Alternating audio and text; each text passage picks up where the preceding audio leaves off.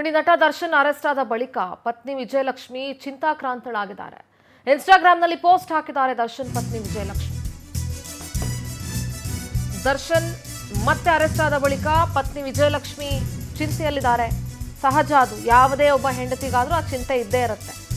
Post ಹಾಕಿದ್ದಾರೆ, heart ಬ್ರೇಕ್ನ symbol ಅನ್ನ ಹಾಕಿ, ಇಮೋಜಿಯನ್ನ ಹಾಕಿ ನೋವನ್ನ ಹಂಚಿಕೊಂಡಿದ್ದಾರೆ ಪತ್ನಿ ವಿಜಯಲಕ್ಷ್ಮಿ.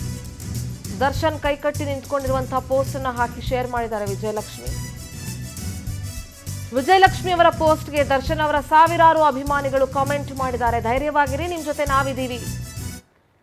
ನೋಡಿ, ದರ್ಶನ್ ವಿಜಯಲಕ್ಷ್ಮಿ ದರ್ಶನ್ ಅವರ ಒಂದು ಪೋಸ್ಟ್ ಇದವರ ಫಾರ್ಮ್ ಹೌಸ್ನ ಪೋಸ್ಟ್ ಅಂತ ಅಂದ್ಕೊಳ್ತೀನಿ ನಾನು.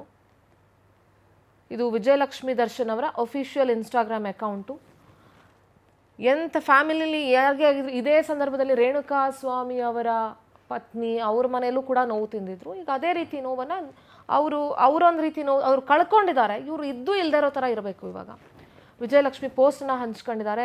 ದರ್ಶನನ್ನು ಹೊರಗಡೆ ಕರ್ಕೊಂಡು ಬರಬೇಕು ಅಂತ ಬಹಳ ಪ್ರಯತ್ನ ಪಟ್ಟಿದ್ರು. ಇನ್ನಿಲ್ದಿರೋ ಥರ ದೇವಸ್ಥಾನಗಳನ್ನು ಸುತ್ತಿದ್ರು. ನೋಡಿ, ದರ್ಶನ್ ಕೈಕಟ್ಟಿ ನಿಂತಿರುವಂಥ ಪೋಸ್ಟನ್ನು ಹಂಚ್ಕೊಂಡಿದ್ದಾರೆ ವಿಜಯಲಕ್ಷ್ಮಿ, ಹಾರ್ಟ್ ಬ್ರೇಕ್ ಸಿಂಬಲನ್ನು ಹಾಕಿ.